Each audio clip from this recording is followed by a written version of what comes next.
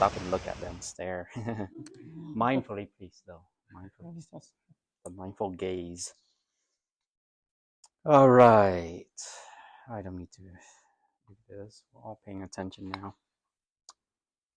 Um, I get excited, as excited as I can get when I do this discussion and talk on mindful parenting. It's referred to as actually conscious parenting.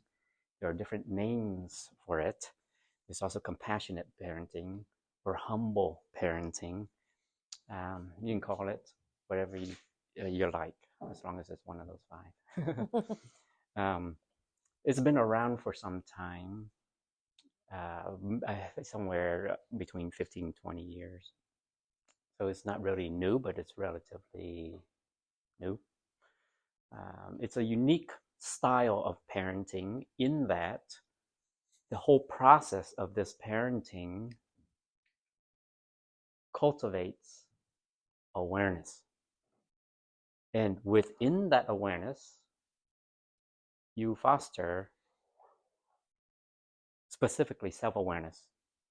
It requires a whole lot of self-reflection. Its energy is spent on more self-reflection than actually directing any form of or style of parenting on the child. That is not to say you're not parenting the child. You do, you have to. But as we continue on and discuss conscious parenting, you will find that the greatest form of parenting and the most conscious of parents are one who are modeling. So for instance, you want to teach the value of respect. Everything about you embodies respect in the manner in which you speak to them. That is your tone and language, your expressions, the way you gaze. I wasn't kidding. Mindful gaze, compassionate gaze.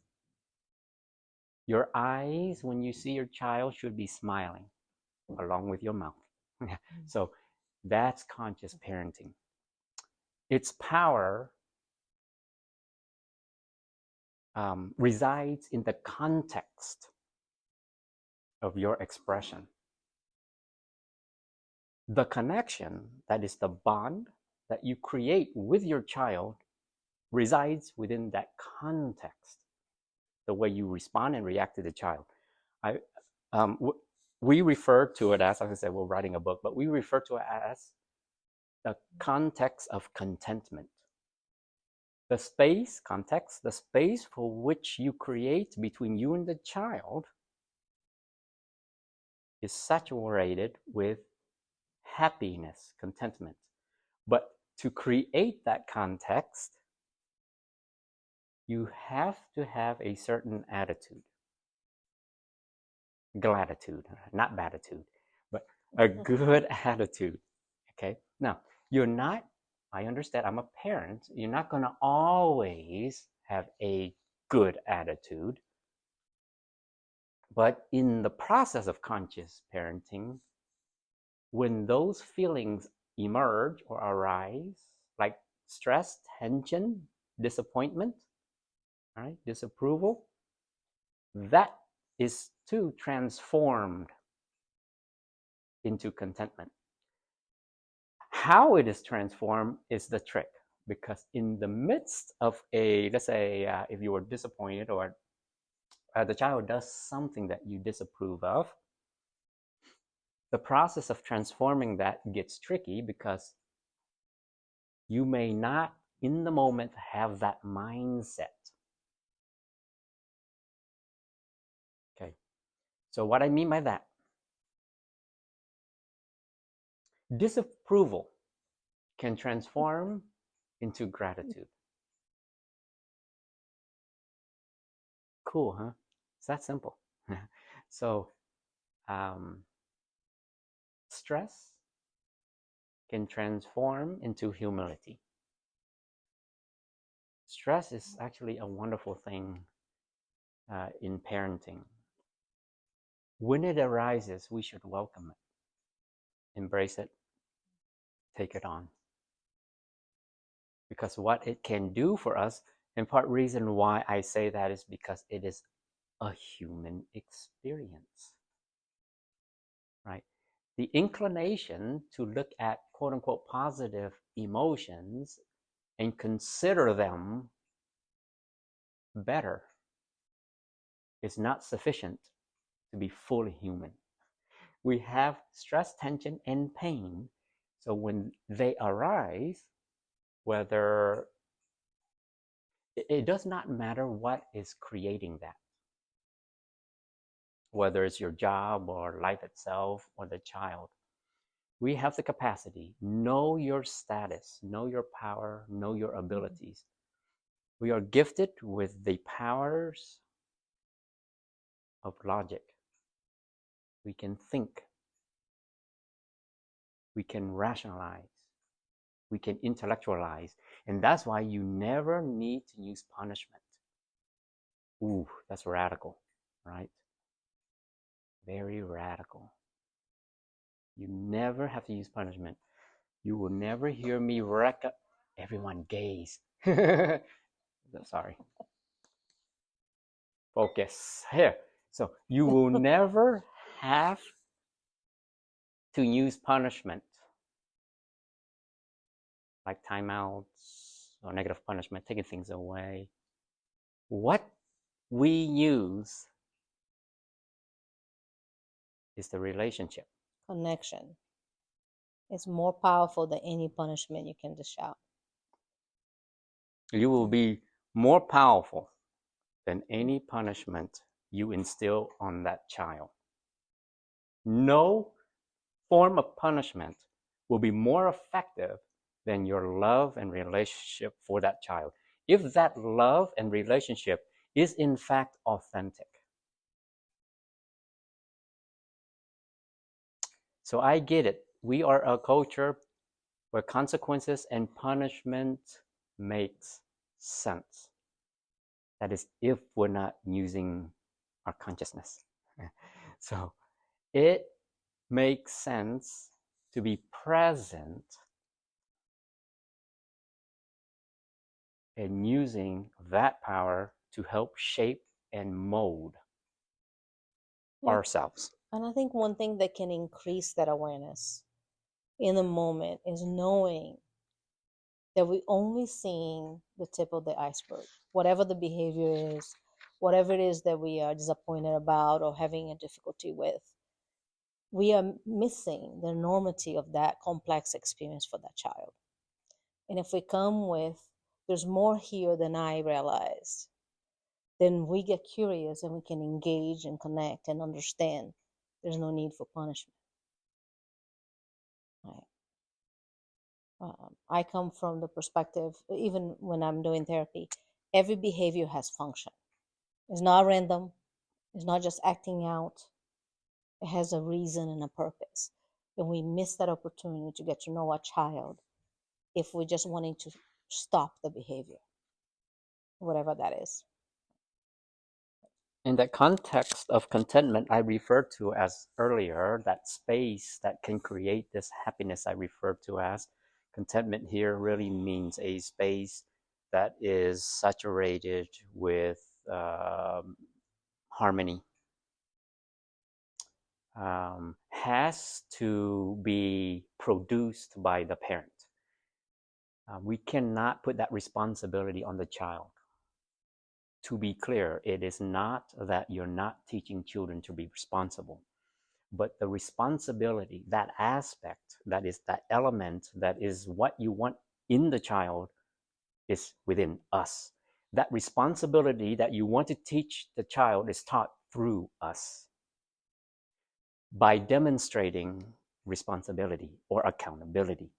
And within that context of contentment, you are the parent that when the child does something, good, bad, or neutral, you are one part curious. You're curious. You want to know why, how, what, when, right? You're curious. Second part, open-minded. If you cannot be, you'll judge the child. When you judge, you can often, and you are often mistaken. And even if you're right, you're still judging. It doesn't make it right. Get it? So, what's the first one? Curious, thank you. Second, only 2 people listening. Okay, I'll move on. Sorry, that's my attempt of a joke. And third part, interested. Everything that comes out of a child's mouth, I am very interested. Whether it's my own child or in therapy, that's all I do. That's how I fix the child when a parent comes in and says, help me fix the child or my child. I start by listening. The entire process is about listening, and I end it with listening. That's the exclamation. May I add something that may derail a little bit and you bring us back? But if we don't think you have time, if you don't think you have the emotional capacity, if your day was really terrible and you don't have 1 ounce of energy left, the relationship with the child is built moment to moment. Whatever that moment, you skip that moment because you can't do it right now. You're skipping connecting with the child. You're skipping much more than that. It's not just 5 minutes or that you rather, I know I've done this. I rather do the dishes because I don't want to have that in my mind than spending time with my child when they need it right now. It's always in the time that is not convenient, right? Like, so it is so important. Those little moments, 30 seconds, will build a lifetime of connection. If you don't do it now, those are the children that move away to another state that call you once a month when they're adults, if they call it at all. Those are the ones that don't want you around your kids. All things that I know I have done as a child because of the disconnection, right? Like, so the distance that you may have with your parents is partially because of that. So if you don't want that back for you, the investment is moment by moment. The little moments are way more important than the vacation, than the football, right? Like, it doesn't matter all the things that you say, okay, I'm going to be a good parent because I'll show up to every game. That's important. But those 30 seconds are extremely precious because it's every day, 100 times a day. And that's the message to the child. I am not important. I don't matter. I'm not good enough. Yeah. Sorry, I just want to make that because it's so easy for us to just regard those daily moments. Yeah. And we're human, right? We suffer.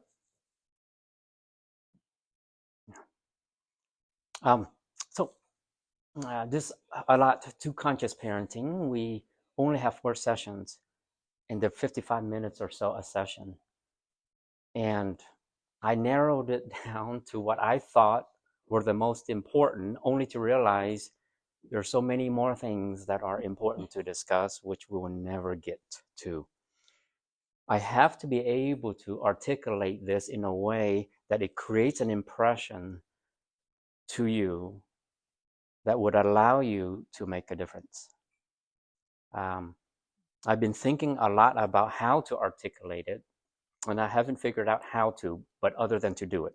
So I'll get to the more, I don't know if it's more substance. I get very philosophical, but conscious parenting is one part and can be philosophical, but there's a practical aspect of how to approach parenting.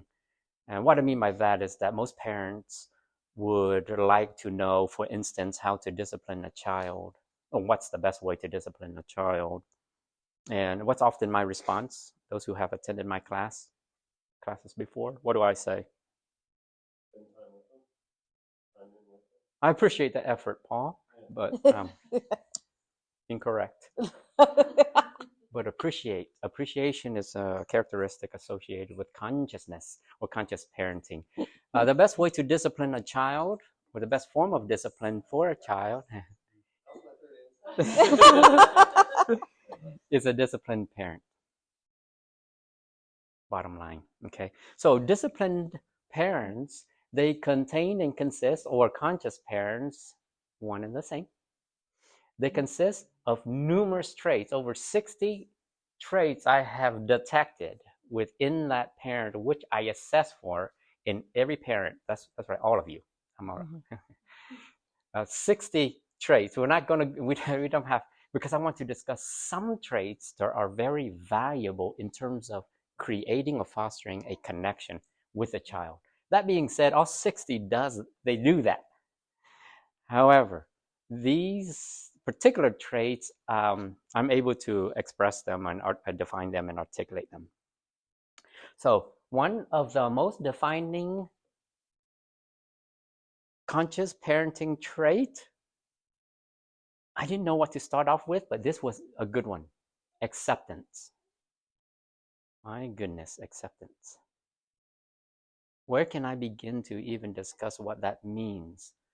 Because if you are a parent, you are inclined to approve and disapprove. And that's okay. That's also part of the human condition. Um, what we have to be mindful of is that we are disapproving. And that's okay too. We make mistakes. Okay? So acceptance, it doesn't matter what the child says or does. There's an aspect of approval because the child is being a child. The child is childing, right? So when a child, let's say, covers your wall with a magic marker, right? You're going to love that. You will appreciate that. You will do what? Yeah, you will accept it. In the form of acceptance, if you're radical like me, you buy a frame. So simple, right? Easy. That is creativity, right? So that being said, of course you can't, and I hear this all, are you allowing the child to get away with everything? Yes, I am. However, it's our ability to understand the situation that will help us recognize that 98% of the things that the child gets away with is childing. It's the disapproval or discontent is the adulting. The disapproval and discontent that we have, i.e., the child writing on the wall, quote unquote, is inappropriate because maybe it's our wall, it's our home, they need to respect it, they live under our roof, there are rules. So we have all kinds of explanations. So my point is this: if you are a conscious parent, nearly everything a child does, about 98% of the thing they do, good, bad, or neutral, can be defined as child. 98% of the things we do to respond to those things that the child does can be defined as adult. For instance, you may be adamant about teaching the child accountability. Who doesn't know that the child needs accountability? But before you do that, you better make sure your life is straight. Yeah. Emotionally, mentally, psychologically, maybe spiritually, socially, relationally. Yeah. So, one thing, or actually two things, a child can detect with ease. I assure you, because I speak to kids 8 to 9 a day. And two things they detect. They will detect whether, in fact, you love them. They will know. And the other, can you guess? That's the love. That falls under the category. Ah, close. Hypocrisy. Trust in me. Now, don't trust in me that someone says that. That means you can't trust them. But trust this. It comes from the horse's mouth itself, the child. You are a hypocrite Isn't that awesome? They point these things out. What a blessing. If you're conscious, right? Yucky if you're not, right? You do whatever you can to avoid that. When the child speaks up and say, "Hey, mom, you're being disrespectful," and your response is, "Well, you're the one that's being disrespectful. Be careful." Yeah, watch your language. Remember your tone, and certainly capture your expectations, because where there's expectations, there's authoritarian. Um, I said this to a colleague once: 98% of parents are authoritarians. Now, 98% of them won't admit that. They will probably say they're good parents. Good, I haven't figured out what that means. Good enough, I think. Mm-hmm. That's where we now I'm a conscious parent teacher as well. I'm still trying to figure out all my projections. All my projections. Sometimes I project good stuff, like I want my child to be successful. What parent doesn't, right? But I must be very careful how I define success.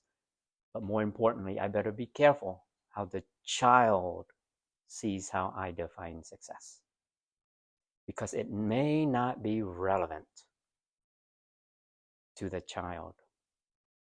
And when we walk down that path, that gives us a glimpse into how we are parenting, and it's about me. So be very cautious. Caring. I'm going to bypass some of this because we're running out of time, or contending against time and brevity here. Compassionate. I can go on about compassionate. There are three versions, my perspective. Flexibility. Ooh, I'm going to pause there for a moment. Let us take a moment and say a prayer for this one. Flexibility. I find it tricky and concerning when a parent is rigid. If the parent is rigid, you may be intentionally or unintentionally restricting the child or limiting the child's capacity. Rigidity in the context of parenting will be your worst enemy. Hence, being flexible, like mentally flexible, psychologically flexible, spiritually flexible, intellectually flexible, is important to help the child expand his or her vision. Okay. Now, his or her vision does not have to include us, but it can if we are inclusive, if we are the one that is offering the gift. How do I say this? If we are the one who is showing full acceptance of what is in the moment, the child has no choice but to accept and love us in return. What a beautiful thing. Attentive. Now, I bring this up from time to time in parenting, and I get this some version of this response. Oh, I always pay attention to my kid. When they talk to me, I give them advice. I mean, I know what he needs. I know what she needs. That's why I pay attention. That's why I know that. That's not the attention I'm talking about. The attentiveness I'm talking about, and here's the best thing about conscious parenting. When you're listening to the child and you're focused on the child, what are you attending? Yourself. Yourself. I will repeat. When you are looking at the child, you're focusing on the child, your eyes gazing at the child, you're all ears. What are you listening to? How you respond in relation to the child. The best and most gifted of parents have the capacity not to respond. That is, at least verbosely. The tendency to be verbose is the killer of the parent-child relationship. Verbose means talking excessively, talking at, through, over the child. That's our tendency under the guise of giving advice, under the guise of helping. Okay. Next one. Ooh, this one. Freedom. Conscious parents display freedom, what I call create for the child freedom of freedom. The freedom of freedom. Freedom is the space, which is what you're saturating with, the freedom for the child and you creates the freedom within the child to be. So freedom of freedom. So the freedom that you're creating in the context of your relationship with child offers the child the freedom to be. Can you give an example of Relevant. that? Okay. Yes, I had to consider. Yes. So when a child is talking to me and they're expressing the feelings, thoughts, or opinions, I say nothing. I once had a friend who was my best friend at the time.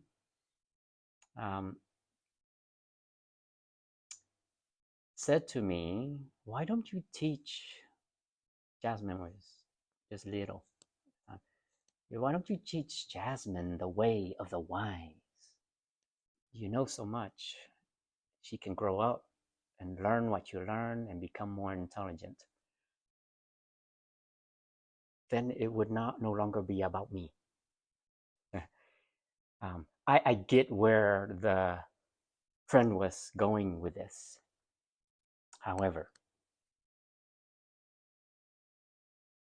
I want to be able to see what the child sees, what she can feel as she feels, what she can hear, and what she learns as she listens. I know what I can be in the context of all of that, but I need to know what my child is like independent of me. I agree. So, freedom of freedom. Okay. I must move on. Okay. Trust. Trust here, what I mean is be sincere. Be sincere. When the child can trust, the child has trust. And the child has trust, is a child trustworthy. This is simple arithmetic. Huh? You didn't know it's going to be a math course too, huh? Right? Okay, generosity. Oh, that goes back to what you were saying. In the you were referring to like parents who may express that they have limited time or energy because they're working and so on. Generosity is truly all meaningful when you are living busy. It shows that you're able to give of yourself despite. Your love must be so powerful that despite your exhaustion, you will extend yourself to the child. Sometimes I come here, park right there, wait for my daughter. My daughter comes out, peeks, looks through my windows at that. I'm gonna go out with my friend. So I have no choice but to sit there until she's done. School here ends at 4. One time, she wasn't done till 7. She then comes back and she said, "Thank you, Dad." And then we go home. Generosity. Can you imagine what it would look like through the eyes of the child or in the heart of the child? Her perception that you would do whatever it takes, that you will wait, that you are patient, that you are calm, poised, that you, right? So that's an extreme example. I'm not saying you have to sit there 3-4 hours to wait for your daughter, but I am saying But that. he does, yeah. Yeah. And if you look at, I know for us it feels horrific. I know it does for me. I'll speak for myself. I tend to be impatient. I'm very Brazilian still, despite trying to be a conscious parent. But what kind of acceptance and love that action translates to, right? Which then leads me to patience. Patience, radical patience. That may be really, really radical, extreme. But sometimes you need that. More importantly, sometimes the child needs that. More importantly, sometimes you need that. So, okay, I'm not going to go there, but let's stick with patience. So, patience is very important and key. If there's anything that you're going to practice and need to practice, it's going to have to be patience. Everything about you has to embody patience. Your tone, your language, and all of that. The way that you gaze at her, the way you communicate, and so on. So it has to be a whole heck of a lot of patience, okay? That patience ends in about, I don't know, a year. After that, they reach 2 or so, and then somehow you find yourself lost in the maze, in the daze. Be very cautious. I've said before, I said this to a friend. It's the one thing that children can do for us is that they can strip us of anything humane, and then we find ourselves discombobulated, and before you know it, you're parenting frustrated. Frustration, agitation, anger, irritation has no place in parenting. I'm going to say that right now. It is a place in parenting. That means it is a human experience. You will experience it. It is inevitable. There's no escape from it. So you might as well embrace it. So you get to a point as a conscious parent that irritation and agitation dissipates. And you come to a realization that it's an act of childhood.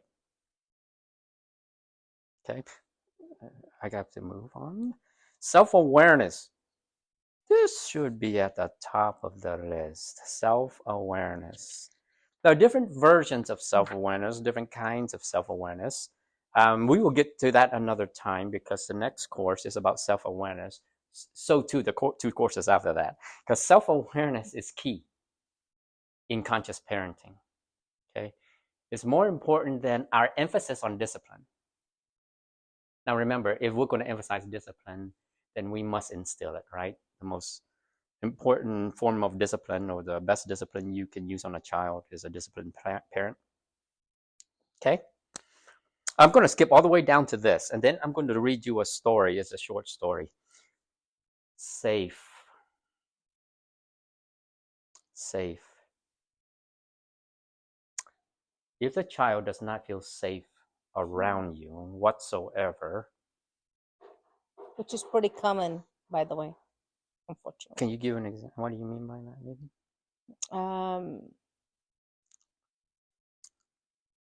It's kind of almost the biggest betrayal because the parents are supposed to be the things we trust the most, but the discrepancy and the disharmony between what we do and what we want for the child often what creates is mistrust. So if one time the child said, mommy, I really want to talk to you about this, I don't have time now. Trust got broken, right? Like, I'm too busy, you don't understand, I've been working all day. I have said those things, right? There's always those multiple disconnections lead to distrust. Then they say they can't take care of my feelings, they don't listen to me, they don't understand me, they don't see me, and on and on and on. So then the child never shows to you anymore who they are and what they like and what they're doing.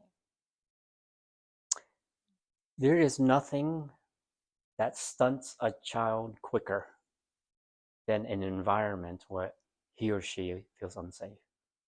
There's nothing. I cannot fathom any other situation or experience that would stunt a child's development quicker than an environment. Children who have unsafe environments are regressed. They're very childlike, and this is the child form of child that is not naturally a child's regression is. Now, this is very different from a child being a child. Regression is a problem, whether it is in a child or in a parent. I'm pausing there for dramatic effect. Parents, okay, so unless you're enlightened like Paul, you are regressed. Okay, you are regressed. Okay.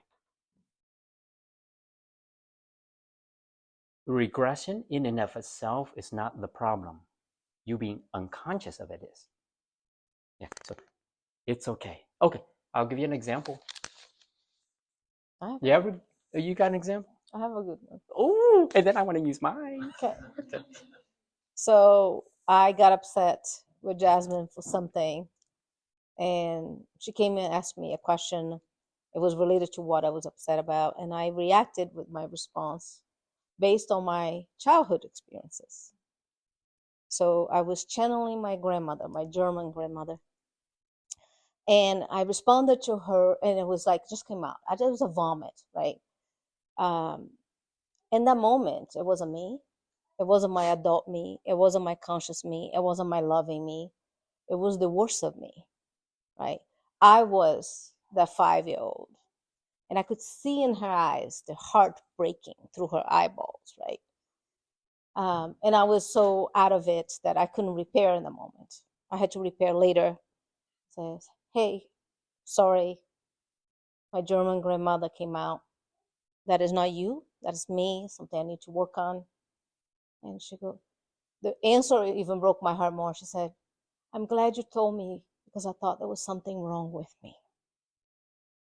That minimal of exchange of all the lovings I gave her, all the times I was on top and I did really well, faded to me telling you were broken and you're damaged. That was the translation of that interaction. Right? With me repairing, I gave her an opportunity to know that that's me that is broken, not her. Right? So that's an example. But yeah, you got one on me. No, my example sucks. Okay, let's move on. Yeah, that's a good one, Vivi. And every tear that trickles down a child's face is a reflection of how damaged you are. Ooh, we should quote that. And it's my opinion because it has happened to me. I'm going to read you a short story and then let's reflect on this, okay? The gaze. Now it's just getting creepy. Okay. Our child was 4 years old at the time when I asked her to undertake what I thought was a simple task. After she completed that task, which was to pick up a couple of items from the floor in her room, she indicated to me that she wanted to talk. It was clear to me by the sound of her tone that she was in distress. Soon after, I found myself engaged in a 60-minute peace talk that felt more like a 60-hour tongue lashing filled with enough imparted shame and guilt that could have lasted for generations to come. It began when she had me walk over to the middle of the living room and sat me on the floor. While sitting face to face, it was clear that her facial expressions and bodily expressions reflected one of sadness. Teary-eyed, she gazed into mine and began expressing her feelings of disappointment in the way in which I had spoken to her. Specifically, she felt that I was too harsh. She started the conversation by reminding me about my mindfulness practice, to which I had 18 years of experience at that time. She proceeded to ask me if I had taught other parents how to be mindful, to which I responded, yes, I have. For the first 40 minutes of the 60-hour conversation, she then proceeded to point out contradictions in my actions. She asked questions like, if you teach mindfulness, how come you're not mindful? If mindfulness is calm, why you're not calm? Or isn't mindfulness when you talk nice? She would pause at the end of each of these questions in an anticipation of a response. But because I felt a strong sense of embarrassment at the moment, I had a difficult time answering any of the questions she so generously offered. So instead, I sat quiet. However, my attempt to avoid answering the questions left a deafening tone of silence between she and I that was more excruciatingly threatening to my ego than having her outright ask the questions that appeared to clearly point out my hypocrisy. As the questions continue, I had thought to myself that I should not answer her questions because it felt that I would have only provided excuses for my actions where there were none. This was not a time for me to correct or justify, rationalize, intellectualize my way out of it, or to teach my daughter anything, because it had, in my estimation, already became a teaching moment. I did not have to add or subtract from this moment because it required no solution from me. The solution was already present, and she was my daughter.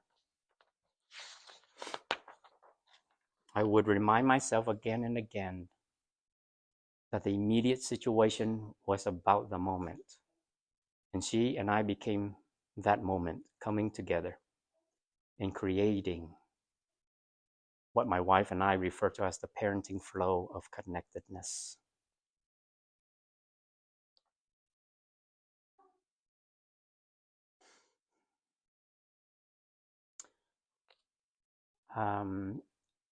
In this flow state, when the child is expressing herself wholeheartedly, as did my daughter with me, I am not to convert or change her mind. I am not to utter a word, not even a gesture, not an expression. I am to be the one who listens while listening, and the one who observes while observing. And as the one who hears and sees, I imagine my attention as a leaf floating ever so gently along the stream of her conscious thoughts and emotions. While riding along this stream of her consciousness, I maintain a steady attentiveness, allowing her experience to take me where it takes me. I do not disrupt this flow state because it calls from me just one response: pay attention. It demands from me just one action: pay attention. And it begs from me just one solution: pay attention. It was that simple.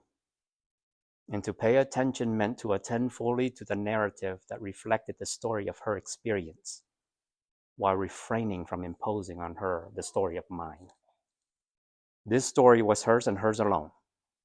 It was not mine to change. It was not mine to criticize.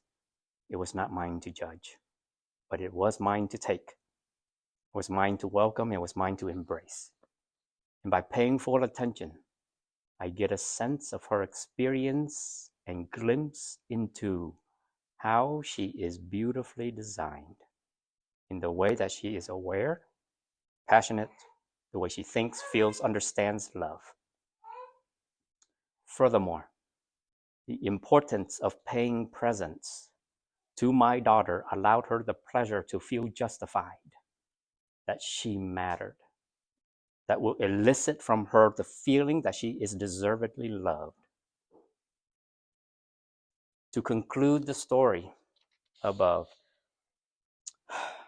It was in the last final 15 minutes of our talk, my daughter decided that we would role play, which began with me having to recite per her request, "Can you please clean your room?" And so I complied by delivering this message to my daughter in the most humble, delicate, and considerate way I could muster. Regulating my tone and calibrating my words to assure for the mindfulness I believe that she was anticipating, I proceeded to communicate in a steady tone and pace. "Jasmine, can you please clean your room?" It was at that point she took her right hand and placed it tenderly on my left cheek, paused and stared into my soul of souls, smiled, and said in a gentle tone, "That's good, Dada. Now do it again." And so I did it again, also for a third time as well as a fourth. We role played till her heart was content. She then gracefully ended this gruesome psychic death by a thousand cuts conversation with a sensational memento that would to this day be engraved in my mind, insisting, "Dada, be kind." This adage has become a mantra that is activated each time a mental image of my daughter enters the horizon of my consciousness. I am reminded again and again, "Dada, be kind,"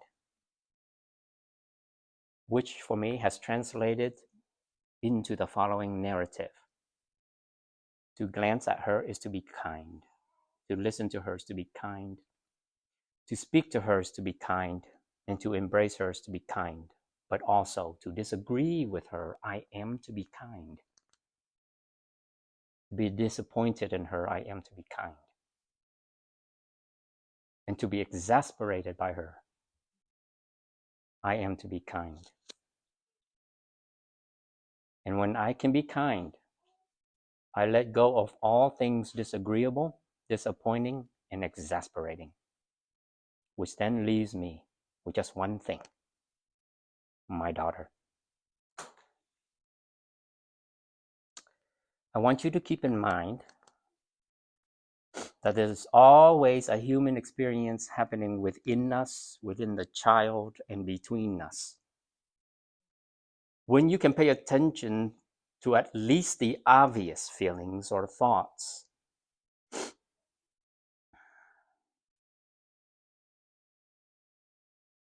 even if you cannot recognize the hidden meaning within the tripartite dynamic event between the parent, that is just the parent's experience, the child, that is the child's own, in the couple. When we can pay attention to at least the obvious feelings, we are certain to meet the child's one need, the parent. That's what she needs. That's what he needs. Every child starts her survival by needing the parent. Even when the child appears autonomous, the child still needs the parent. Within the context of the child's world, you are the context.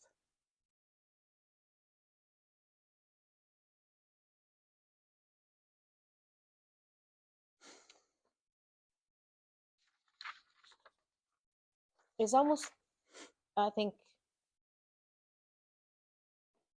there's the parenting with language and words, and then there's the parenting with experience, right? Like, so tying back to the beginning, if we want the child to be respectful, if we can embody that experience ourselves and extend that to the child, they experience respect, right? They know in their bones and the soul and every ounce of their being what respect is. That is way more priceless than your definition of respect or your expectation of what behaviors mean respect. It's profound. You don't have to teach it again.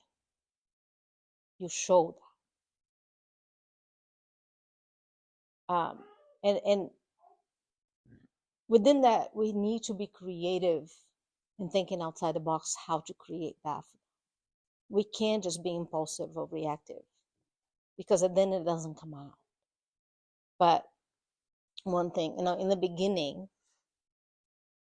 very unconscious parent here, me, still struggle with that.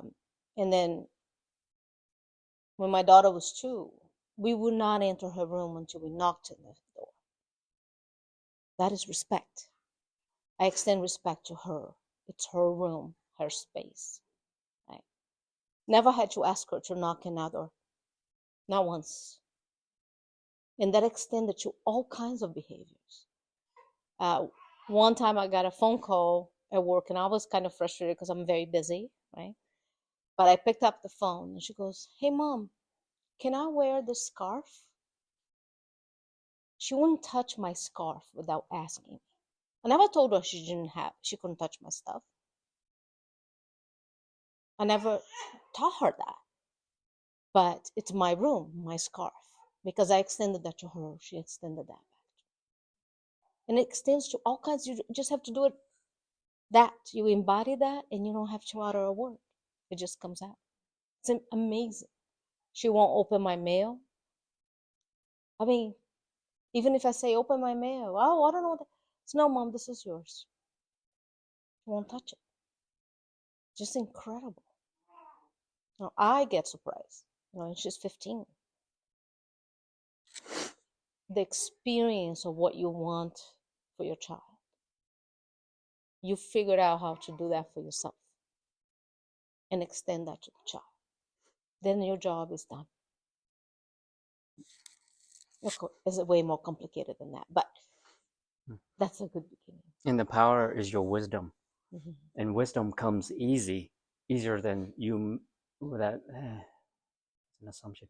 The power is your wisdom. It does come, and it manifests itself in different forms, like listening. Listening. It's that simple. That's an aspect, or maybe an expression of wisdom.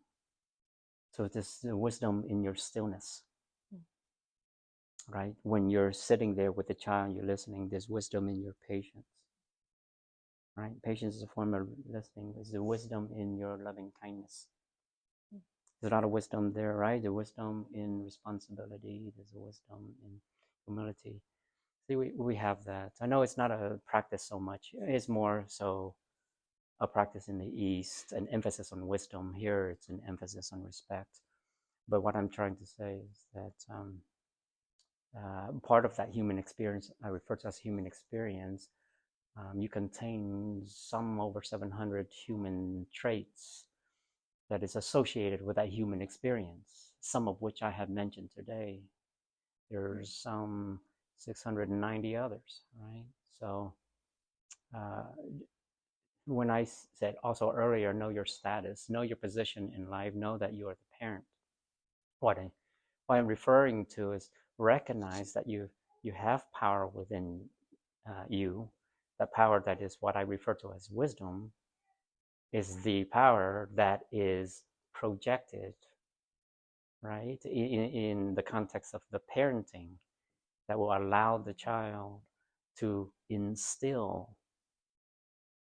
That's why when I said this will be controversial and you don't need punishment, you don't need discipline. The child doesn't need an authoritarian in the house. The child needs a parent. And parenting has to be redefined. That is the way we parent. You have, with your power, the ability to have conversation. The child has the power to listen. If the child does not have the power to listen or listening, then we go back and wonder. We wonder why. We wonder how we can approach it differently that will allow them to listen. And when you're listening to the child, really listen. Challenge yourself. Exercise empathic listening or even deeper compassionate listening. So when a child is speaking to you, um, uh, put tape over your mouth. Do something. Say nothing. So the child comes home, for instance, and say, "Look, mom, look at what I've done." Just stare. You may be inclined to say, "Tell me more. What have you done?" But don't add to that. You don't need to. You don't need to add to it to make it elaborate. You, you are it. You are the elaborate. You don't add. You don't need to add to the conversation to make it more profound. You're listening. If profound, will reside within the child who sees and hears. Right? She sees that you are listening. She sees that you are profound. We're coming to the end conclusion. Final comments or questions?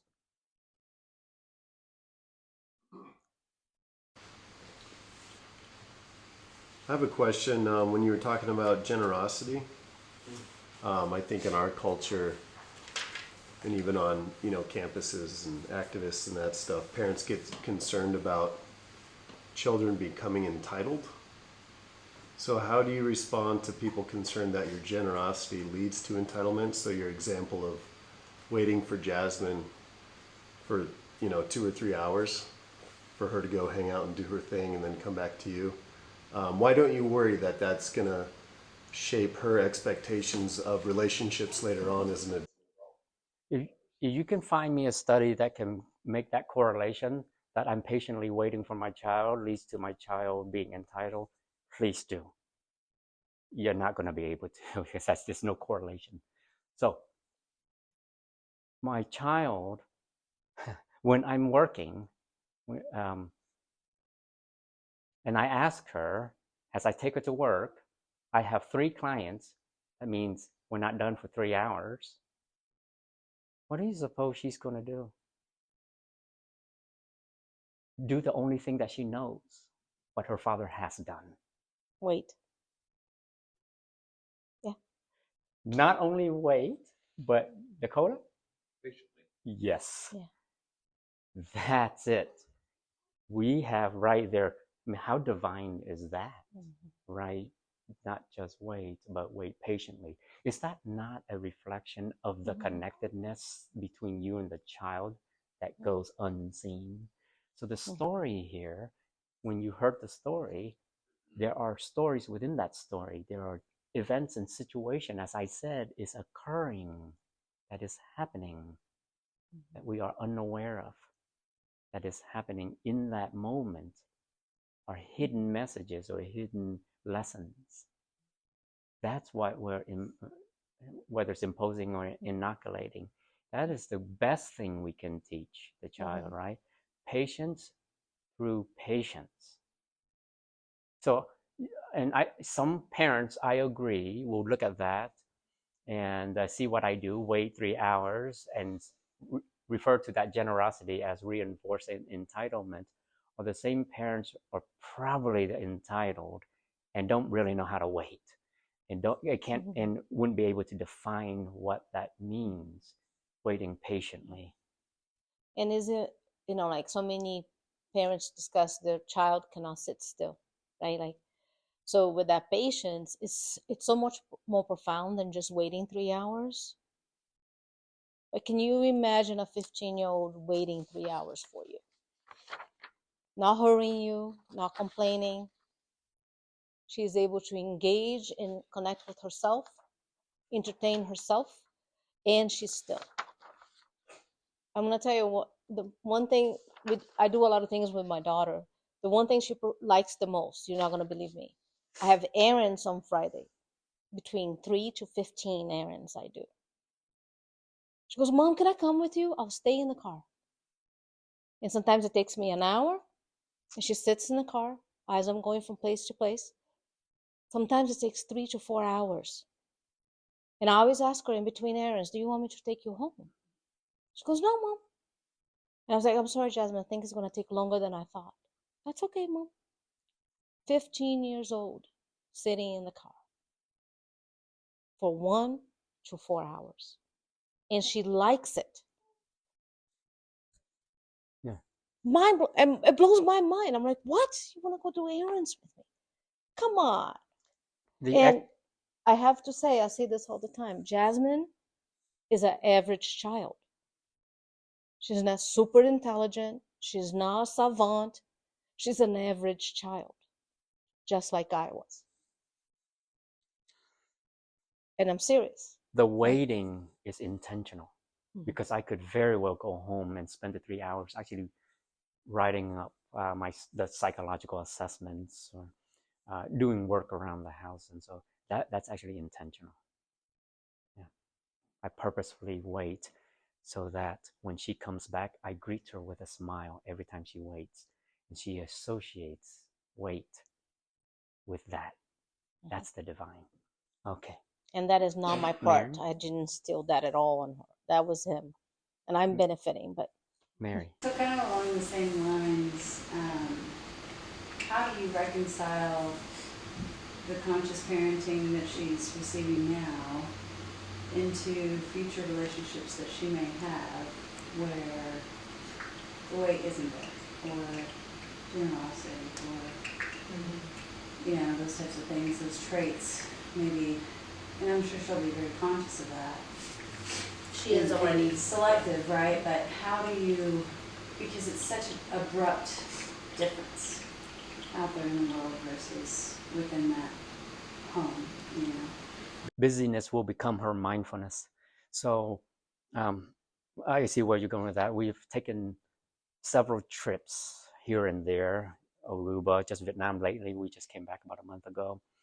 And to see her, whether it's in the airport, in line somewhere at the store, or just waiting, it's utter and complete stillness. Jasmine, when people are rushing, as we may be rushing to the next plane, she rushes just the same.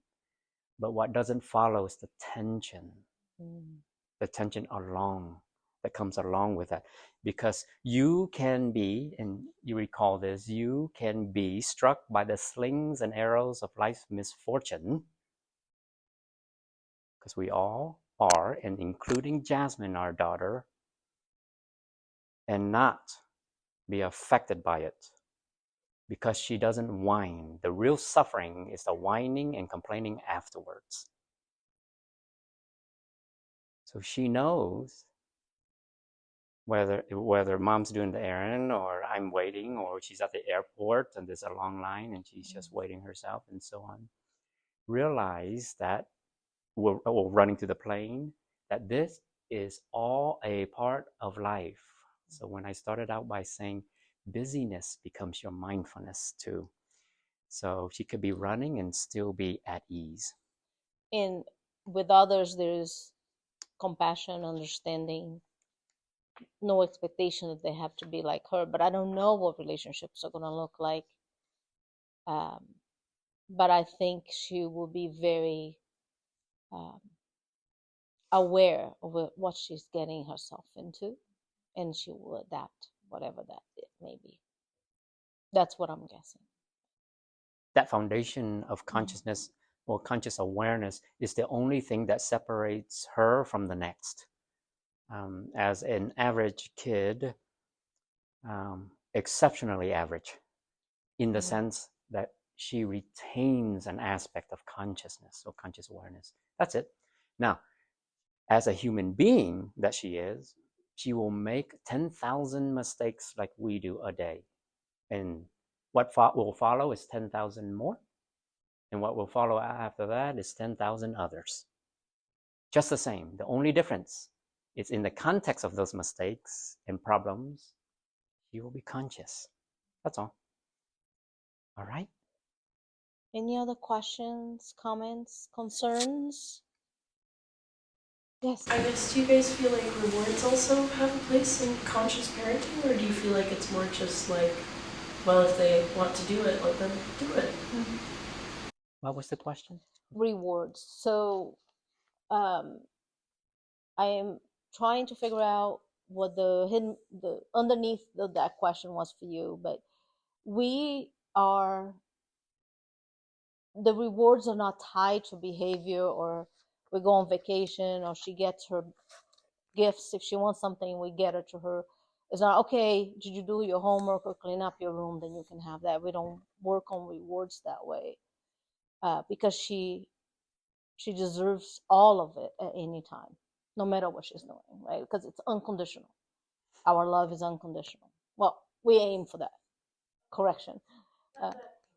Yeah. And the greatest reward will always be the parent. Mm-hmm. And if you are the parent and you are the presence that exists or resides within her consciousness, Mm-hmm. she will be everything that you are. If you are moral, she will be moral. And maybe you're patient, she will be patient. That is the gift. And the gift is that she will always want this relationship for the rest of her life, because we have looked at her as a gift. No, not something special, but a gift. So when I listen, and all I do is listen. And then when I'm done listening, I have no choice but to listen some more.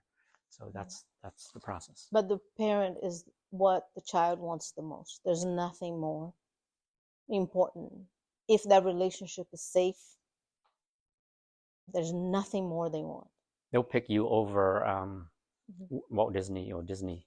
Yeah. They will pick you. And if they're picking Disney, it doesn't mean that they don't love you. But in the end, and I see this in cases, I see kids, I wish my parents would spend more time with me. That's the number one request. Oh, I have a kid that I saw. She said, my dad takes me camping this past summer. Dad takes me camping, but I wish my dad would talk to me as he's camping, but he takes his friends with him. That's all they want. The camping and all that other stuff that we do means very little if we don't mean much to her. Right. They will not want to be around you anymore if they're not spending time. If it's painful. Ouch. There's a song about that. I forgot the name of the song that says that. I was wondering, there's a few dads here. So like the culture I was raised in, and I've seen this, within school or within family or those things, that tough love approach. And I even heard this from a psychologist online just last week. And his take was the father needs to kind of be rudely real. Like if they see an art piece and like, oh, that sucks. Be honest with the child in that way, almost this tough love approach, so the child can build resiliency. And then the nurturing piece is for the mother, right? And they'll have that balance, and that'll be enough. But by having that tough love approach, you'll help them grow a thick skin. And as you guys were talking, it was making me think of when you talked about when they feel unsafe, and that really causes setbacks. How would you respond to that? Don't make me go there. No, just really simple. Fear breeds fear. Anger breeds anger. Patience breeds patience. Right. So the fear may look, the child will be so afraid of you that she or he will act tough while inside crumbling and insecure and afraid and terrified. Tough love should be reserved for adults. For children, they want to be happiness, and happiness is you. They want to be loved. They want to be treated with kindness. They want to be, for you to be attuned to them. And I see where you're going with that, with the tough love. There's a danger in that. There are better ways to parent a child than through the use of intimidation and scare tactics. Remember, kids are biologically built to want to be with you. If you instill fear, quote unquote, tough love, you will do an excellent job of distancing the child from you. Mhm. You know, if that's what you want through the name of tough love, then there are different ways also to teach a child reality other than through this way. And besides, we don't want, it is better, I think, to teach a child compassion and kindness to combat the conflict and the separation and just dissension that's happening in the world around us. We need more of that than we need more of this tough love, because people get rubbed the wrong way through this toughness, and then they feel like they need to be tough back in return. And then before you know it, it starts war. I know that's an overgeneralization, but And if it worked, wouldn't we already be in a better world? It's not working. We gotta try something new. And I think as far as the Mhm. resiliency piece and growing thick skin, they have peers and friends, right? Yeah. That test them all the time. So. They have plenty of exposure. They don't need that coming from us. I think parents are, yes, and I'm going to say this, parents are notorious for stripping a child's perseverance and anti-fragility. We don't know that we are. When we don't, we're not, it's not intentional. For instance, a child climbs a tree, hey, don't go too far because you're going to get hurt and maybe even die. So the hidden message is scary. So it's things like that doesn't need to be, introduced, because we're going to take that. Can I respond as father? When I think about that tough love aspect, I don't know how you could do tough love without projection of your own insecurities. Isn't that what it would be? Because of how something made you feel, you don't want that to be brought out in that child. So you teach them tough love because you don't want them to be hurt by something that someone else said or someone else did, but really that's just your viewpoint of what could happen or what did maybe happen to you, rather than demonstrating, uniqueness or authenticity to that child. Yeah, you're just spreading trauma down the line. No, it was interesting, the discernment between child and adult that you just made just a moment ago. You said tough love is set for adulthood. Children need happiness and attentiveness. And it's funny because I felt my inside say, I want happiness and attentiveness too. And childhood really, I guess on a philosophical and biological level, are never not children to a certain extent. So it doesn't just, it's not the black and white discernment of child adult, right? Like there's so. We all have little 5-year-olds running around inside of us. Yep.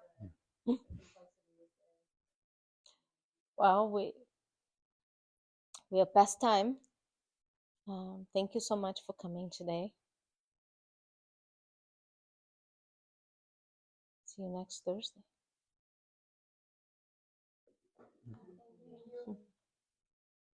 Or 2 weeks, right, Nicole?